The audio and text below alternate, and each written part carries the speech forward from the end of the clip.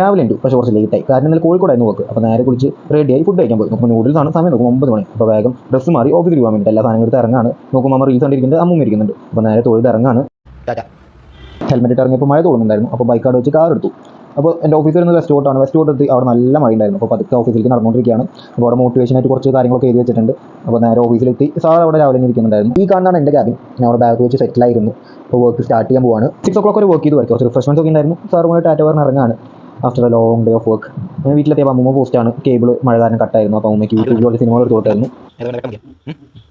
എൻ്റെ കുറച്ച് YouTube videos like ചെയ്തിട്ട് എൻ്റെ ഒരു വീഡിയോ മൂവി കാണിച്ചു കൊടുത്തു. എൻ്റെ സ്വന്തം വീഡിയോ സൗണ്ട് കേട്ടിട്ട് മനസ്സിലായില്ലേ അങ്ങനെ മൂടെ കുറച്ച് തമാശകൾ കേട്ടു.